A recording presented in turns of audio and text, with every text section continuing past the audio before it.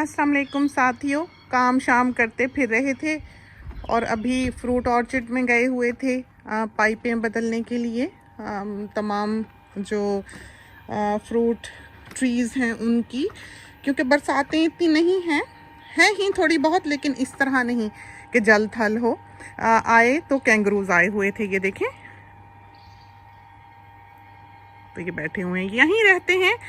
घास काटने वाली हो रही है और सोच रहे थे कि इस वीकेंड पे काट लें, तो शायद देखो इस वीकेंड पे काटें घास। सुबह जब आज हमारी आँख खुली तो हमारा दिल किया कि हम आपको थोड़ी बहुत अपनी ज़िंदगी की कहानी सुनाएं। अमूमन हम सुनाते रहते हैं बीच बीच में से कि ये हुआ, यूँ रिश्ता हुआ, यूँ शादी हुई, यूँ पढ़ते थे, कभी सोचा नहीं था कि शादी हो जाएगी, बच्चे होंगे, बिल्कुल ही कभी ख्याल ही नहीं गुजरा था। पढ़ते पढ़ते छुट्टियां थी, छुट्टियों के दिनों में शादी हो गई, ब्याह के बाहर चले गए, पकाना वकाना आता नहीं था, वेल ऑफ फैमिली से ताल्लुक़ था, नौकर चाकर थे, बड़ा सारा घर था। ब्याह के गए तो वहाँ पर सूखी मछली, ड्राई फिश सिर्फ मिले, कोई गोश्त नहीं, कोई सब्ज़ी नहीं, कोई आलू नहीं, कोई प्याज नहीं, कोई घी नहीं, कोई तेल नहीं, कोई चीनी नहीं, कोई दूध नहीं, कोई गोश्त नहीं। आप सोचते होंगे खाते क्या थे, तो हम शकरकंदी के पत्ते उबाल के खाते थे, पाम ऑयल डालकर। तो जिस जगह पे हम ब्याहे गए वहाँ पर तो सारी ज़िंदगी जो थी, आज सुबह जब हमारी आँख खुली, हमारी नज़र में घूम गई। हम ये कहानियाँ इसलिए नहीं सुनाते कि हम मशहूर हों या लोग हमें जानें, बल्कि हम इसलिए सुनाते हैं अपने साथियों को कि वक्त कभी एक सा नहीं रहता, अच्छा भी हो जाता है, बुरा भी हो जाता है, बदल जाता है। वक्त की सबसे बड़ी खूबी ये है कि वो बीत जाता है, वो हील कर देता है हर ज़ख्म को, मुंतमिल कर देता है हर निशान को। और एक इंसान में हम समझते हैं कि इतनी स्ट्रेंथ होनी चाहिए कि वो अपनी ज़िंदगी को उठाए हुए आगे बढ़ सके। जो फ्लॉ हम आज की दुनिया में देखते हैं, ख़ासकर आज की लेडीज़ में देखते हैं या गर्ल्स में देखते हैं, वो ये है कि वो डिपेंडेंट हैं। वो अपनी खुशियों के लिए, अपनी हैप्पीनेस के लिए दूसरों की मोहताज हैं। अब दूसरे की मर्ज़ी है कि वो उनके आगे क्या डालता है, वो खुशी देने पे राज़ी है भी कि नहीं। हर शख्स आज के ज़माने में हम बैठते हैं तो हम, जैसे हमारी बहू है, वो क्योंकि पाकिस्तान से है तो वो बहुत समझती है हमारे जुमलों को, हमारी बातों को। हम बैठते हैं तो उससे बात करते हैं। हमारे अपने बच्चे भी बहुत समझते हैं। हमारा बेटा जो था बड़ा, कल बैठा हुआ था हमारे स्टडी में ही, उसकी भी कोशिश यही होती है कि वो इधर ही रहे, मतलब हमारे कमरों की तरफ ही रहे। हालांकि उसका अपना रूम है, उसका अपना घर भी है, लेकिन जैसे बच्चों की आदत है कि वो अगर फारिग हैं, बैठे हैं, उन्होंने अपना फ़ोन पकड़ा है, कोई काम कर रहे हैं, कोई बैंक शैंक चेक कर रहे हैं, कुछ है, तो वो अब्बा के बिस्तर पे आके बैठेंगे, मामा के पीछे आके काउच जो है उस पर बैठेंगे, साथ साथ बात करेंगे, कुछ करेंगे, बस ये है कि कंपनी है। तो बहू भी ऐसी ही है, बहू भी बैठी हुई थी। बड़ा बेटा जो है वो कहने लगा कि मैं देखता हूँ कि मेरी बीवी जो है वो बच्चे का कितना ख्याल रखती है कि सुबह से शाम हो जाती है, कि कभी नहला रही है, धुला रही है, खिला रही है, पिला रही है, पाल रही है, सुला रही है, उठा रही है, हर ख्वाहिश बच्चे की पूरी करती है। और फिर उसको एकदम ख्याल आया और कहने लगा कि फिर मैंने सोचा कि मेरी मम जो थी उसने हमें कैसे पाला। और वाकई जब उसने ये बात की तो हमने कभी ये नहीं चाहा अपने बच्चों को बताना या इजहार करना अपने बच्चों के आगे कि हमने उनके लिए कुछ किया। हमने अपनी पिछली जनरेशन को इस तरह पाया कि एहसान जिताने वाली और कहने वाली कि माँ के बड़े हकूक़ हैं, माँ के साथ सलूक करो, माँ के पैरों के नीचे जन्नत है। औलाद का पिछले वक्तों में कहीं कोई जिक्र जो है वो सुनाई नहीं देता था कि उसकी भी इज्जत करो या उससे भी मोहब्बत करो या उससे भी वफा करो, जबकि दीन कहता है कि विरासत छोड़ के जाओ, जायदाद बनाओ और अपनी औलाद के लिए छोड़ कर जाओ। तो ये वो चीज़ें थीं जो हमारे यहाँ गायब रहीं। सिर्फ माँ बाप के हकूक़ की अदायगी पे इतना ज़ोर दे दिया गया कि औलाद के हकूक़, औलाद की फ्रीडम को बिल्कुल पसे पुष्ट डाल दिया गया। तो ये चीज़ें हमें अच्छी ना लगें और ज़िंदगी में जैसे जैसे हम बड़े हुए, अब हम बीच में हैं, अब हमारी एक माँ है यहाँ पर और हम खुद भी माँ हैं। तो हमने अपने बच्चों को जैसे पाला, हमने कभी ये नहीं किया कि हमने ये किया तुम्हारे लिए और ये किया और वो किया। हमने हमेशा जो है اپنے بچوں کو یہ احساس دلایا کہ وہ ہمارے لیے ایک بلیسنگ تھے، وہ ہماری زندگی میں ایک رونق لے کے آئے. ہم نے چاہا تو انہیں پیدا کیا، وہ اللہ کا ایک انعام تھے ہماری جھولی میں، اور ایک ذمہ داری کے ساتھ آئے تھے. اور ہمارا ایک جملہ جو ہمیشہ اس گھر میں گونجتا رہا ہے وہ یہ ہے کہ فرائض کے صلے نہیں ہوا کرتے. تو اولاد جو ماں باپ پالتے ہیں وہ ان کا فرض ہے اس کو پڑھانا، لکھانا، بیاہنا. اس کے بارے میں ہم کچھ نہیں کہہ سکتے کیونکہ رسول کریم صلی اللہ علیہ وآلہ وسلم کا رشتہ حضرت خدیجہ نے ایک کنیز کے ہاتھوں خود بھیجا تھا.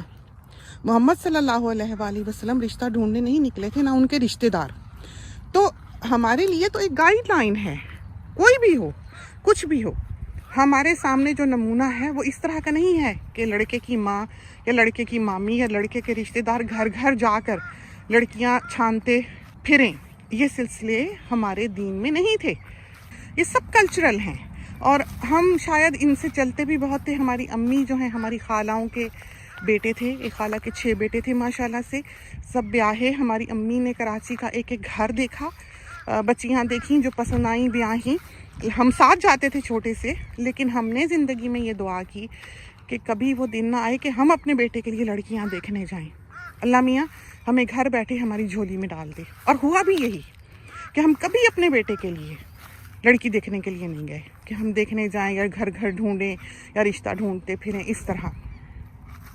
تو یہ وہ چیزیں تھیں جن سے ہم نے بغاوت کی، جن کے بارے میں ہم نے سوچا. ہمیں آج بھی یاد ہے کہ ہماری امی ایک کسی صاحب کے گھر میں رشتہ دیکھنے کے لیے گئیں. ان کی 3 بیٹیاں تھیں اور ایک کی شاید 30-32 سال عمر ہو رہی تھی اور وہ ٹیچنگ کرتی تھی شاید.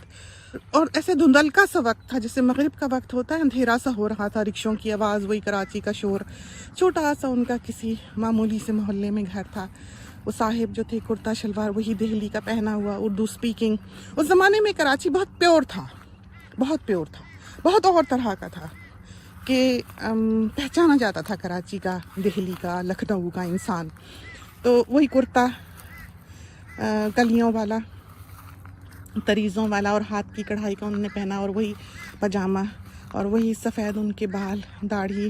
باہر نکلے اندھیرے میں امی کو خدا حافظ کہنے، اور جو ساتھ ہوں گے، اب ہمیں تو اتنا یاد نہیں کون تھا ساتھ، ہم تھے چھوٹے سے، ہوں گے 5-6 سال کے زیادہ سے زیادہ. ہمیں آج بھی ان صاحب کی امی کے آگے جڑے ہوئے ہاتھ یاد ہیں کہ خدا کے لیے میں آپ کے آگے ہاتھ جوڑتا ہوں، ان میں سے کوئی بھی لے لیں، ایک لے لیں. تو وہ جو ہاتھ تھے جڑے ہوئے وہ وہیں جم گئے ہمارے ذہن پہ، اور ہمیں محسوس ہوا کہ لڑکی کتنی کمزور ہو گئی، ایک باپ کتنا مجبور ہو گیا. اور کیوں ہوا؟ ہمارے معاشرے نے کر دیا کہ ہمارے ہاں کی لڑکی کو ایک شوہر نہیں بلکہ بوڑھے باپ کو یہ فکر ہوتی ہے کہ کوئی باڈی گارڈ دے جائے. ہمارے ہاں کی عورت بہت پیسی. ہم یہاں بجیاس پہ ہوتے ہیں، ساتھیوں کو جن کو بیچاروں کو پریشانی ہو کچھ، کبھی ایک آدھ جملہ کہہ ہی دیتے ہیں، ہمیں اندازہ ہو جاتا ہے. جو چینل ہے ہمارا بجیاس کوکنگ کا، اس پہ بھی لکھ دیتے ہیں. بڑا ظلم ہے، اور سب سے زیادہ ظلم جو ہمیں دکھائی دیتا ہے پاکستان میں، تو جو بھی ہو سو ہو، بہرحال پاکستان میں اپنے لوگ ہوتے ہیں یہ ہیں، لیکن جو لوگ عرب اپنی بیویاں لے کے جاتے ہیں، سب سے زیادہ ظلم کا شکار وہ ہوتی ہیں. اس لیے کہ نہ ان کا کوئی آگے اور نہ پیچھے، اکیلی وہ وہاں پر قید میں اپنی زندگی ایک گزار رہی ہوتی ہیں. اور عموماً یہ کہانیاں جو ہیں وہ وہاں پر ہمیں سننے کو ملتی ہیں، اس سے ہمیں اندازہ ہو جاتا ہے. تو ہمارے ہاں کی عورت جو ہے وہ بہت پیسی ہے. ایک تو یہ ایشو، اور سنانے ہم آپ کو اپنی زندگی کی کہانی لگے تھے اور بتانے یہ لگے تھے کہ وقت کبھی ایک سا نہیں رہتا. تو بات سے بات کہیں اور نکل گئی، کیونکہ اتنا کچھ وہاں پر ہمیں پڑھنے کو سننے کو ملتا ہے. اتنی دنیا، ایک ایسا پلیٹ فارم ہے، اور اتنا ایک اٹیچمنٹ ہے جو یہاں پر ساتھیوں کی ہے، جو ہم سنتے ہیں، دیکھتے ہیں. ہماری کہانیوں میں، ہماری باتوں میں ہر شخص اپنے آپ کو پاتا ہے. ہم ایک ایسی عورت نہیں بننا چاہتے تھے، ایک ایسی بیوی، ایک ایسی ماں نہیں بننا چاہتے تھے، یا ایک ایسی یوٹیوبر نہیں بننا چاہتے تھے جو یہ کہہ کے اپنی یوٹیوب ویڈیو اپلوڈ کرے کہ ہائے سسرال والے آ گئے، یا ہائے میں تو تھک ہی گئی، کام ہی بہت تھا، شام ہی ہو گئی، میاں صاحب آ گئے، میں ایسے ہی پھر رہی ہوں. تو یہ چیزیں آپ کی زندگی کو ایک ایسا زاویہ، ایک ایسا لاہے عمل دینے والی نہیں ہے، نہ ہی ایک ایسی گلیمرس زندگی ہم یہاں پر دکھا سکتے ہیں کہ سجا بنا کچن ہے، اور نہ ہی ہم ایک ایسی یوٹیوبر ہیں کہ ہر وقت سیٹ میٹ خوبصورت کپڑے پہن کے سج بن کے اور اچھے سے اچھے برتن نکال کے اپنے ساتھیوں کو مٹھائیاں بنانا سکھائیں، کیونکہ زندگی، حقیقی زندگی وہ نہیں ہے۔ حقیقی زندگی وہ ہے جو ہم یہاں پر بیان کرتے ہیں۔ تو دنیا میں بہت دکھ ہے، ہمارے ہاں کی عورت کی سب سے بڑی بدقسمتی یہ ہے کہ وہ ایک عورت ہے۔ دوسری بدقسمتی یہ ہے کہ وہ ہمارے معاشرے میں پیدا ہوئی ہے، ہمارے کلچر میں پیدا ہوئی ہے۔ تیسری بدقسمتی یہ ہے کہ اس کے اوپر ایک ظالم مرد بٹھا دیا گیا ہے، جو کسی بھی صورت میں، کسی بھی رنگ میں ہو سکتا ہے، چاہے وہ باپ ہے، چاہے وہ بھائی ہے، چاہے وہ شوہر ہے، اور چاہے وہ بیٹا ہے۔ تو ہماری عورت جو ہے اس کے پاس کیا آپشن رہ جاتی ہے؟ اس کے پاس آپشن رہ جاتی ہے کہ وہ خود اسٹرانگ بنے۔ ہمارے ہاں کی جو خاتون ہے، ایک عورت ہے، ایک لیڈی ہے، اس نے ایک ہی راستہ دیکھا، اس کو ایک ہی راستہ دکھائی دیا۔ وہ کیا دکھائی دیا؟ دوستیوں کا۔ اس نے جو سکون تلاش کیا، اس نے دوسرے کا سہارا ڈھونڈا۔ اور آج کے زمانے میں، آج کے دور میں کوئی کسی کا دوست نہیں ہے، ساری دنیا سیلفش ہے۔ آپ کسی کو، اپنے رشتہ دار کو کال بھی کریں گے، فون بھی کریں گے، اگر وہ بیزی ہوگا نا، وہ کہے گا I'm working, I'm busy، بعد میں بات کرتے ہیں، میں پھر فون کال کرتا ہوں، میں ڈرائیو کر رہا ہوں، میٹنگ میں ہوں۔ اور جب آپ کو دوسرا کال کرے گا تو وہ آپ سے یہ ایکسپیکٹ کرے گا کہ سارے جہان کا ٹائم جو ہے آپ کا، وہ اس کے لیے حاضر ہو۔ تو آج کا زمانہ بہت میٹیریلسٹک ہے، آج کا جو دور ہے وہ صرف اپنے آپ پہ فوکس کرنے کا ہے۔